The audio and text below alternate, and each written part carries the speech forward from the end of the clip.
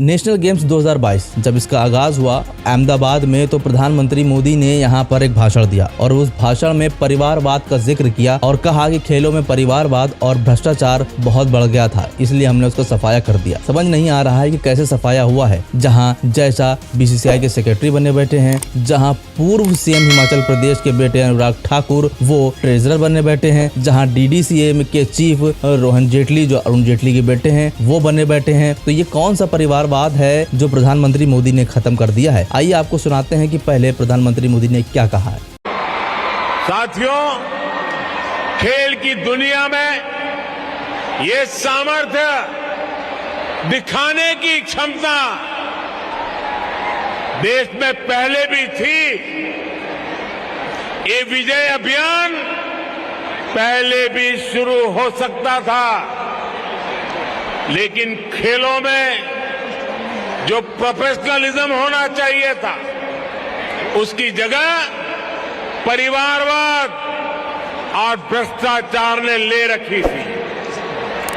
हमने सिस्टम की सफाई भी की और युवाओं में उनके सपनों के लिए भरोसा भी जगाया। आपको याद होगा कुछ दिन पहले कन्हैया कुमार का एक बयान आया था जिसमें उन्होंने जय शाह को जमकर घेरा था और जमकर ट्रोल किया था और अमित शाह से सवाल किए थे कि जब अमित शाह कहते हैं कि परिवारवाद तो मुझे जय शाह की याद आ जाती है, क्या जय शाह को वो प्लेटफॉर्म से उठा के लाए थे? आइए आपको सुनाते हैं क्या कहा था कन्हैया कुमार ने। चाचा और भतीजा, चाचा हवाई जहाज से वास्को डिगामा की तरह पूरा दुनिया का चक्कर लगाएंगे और भतीजा जो है गुगली फेंकेगा आईपीएल में, और चाचा फिर मंच पे जाकर के भाषण देंगे कि परिवारवाद देश की सबसे बड़ी समस्या है। अमित शाह जब बोलता है कि परिवारवाद देश की सबसे बड़ी समस्या है, तो मेरे मन में आता है कि जय शाह को वो रेलवे प्लेटफॉर्म से उठा करके लाया है, उसी का बेटा है ना? कोई शक है? जय शाह किसका बेटा है? अमित शाह का ना? तो बीसीसीआई सेक्रेटरी परीक्षा दे करके बना है?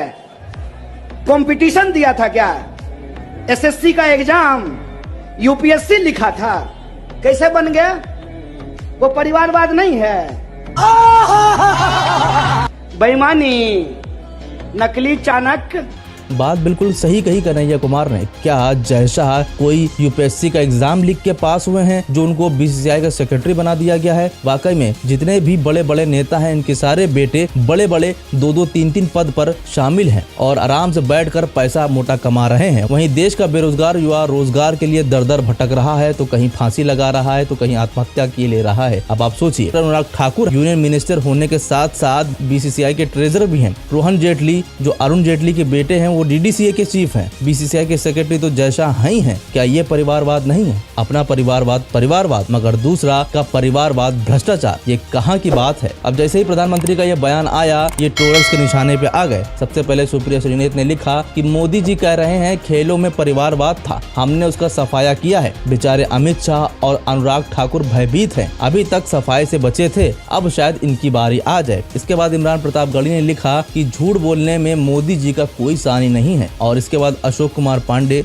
जो एक इतिहासकार हैं, उन्होंने लिखा जय शाह बकायदा रणजी खेलकर बीसीसीआई के पद के अधिकारी बने। अब आप खुद सोचिए, क्या ये परिवारवाद नहीं है? जहां देश का युवा रोजगार के लिए दर-दर भटक रहा है, वहां मंत्री जी के बेटे एक साथ 2-2, 3-3 पदों पर बैठकर आराम से मौज काट रहे हैं। सिर्फ इतना नहीं, जय शाह के लिए तो बीसीसीआई ने अपना कानून ही बदल दिया। जहां 3 साल के लिए बीसीसीआई सेक्रेटरी रह सकता था, वहां उसको बदलकर संशोधन करके उसके अंदर 6 साल का प्रावधान कर दिया गया। वाकई ये दिखाता है कि अगर सत्ता हाथ में हो तो बच्चों का करियर बनाने में बाप का बहुत बड़ा हाथ होता है, जैसे अमित शाह अरुण जेटली कर रहा है। फिलहाल आपकी क्या राय है इस पूरी खबर पर? हमें कॉमेंट सेक्शन में जरूर बताएं।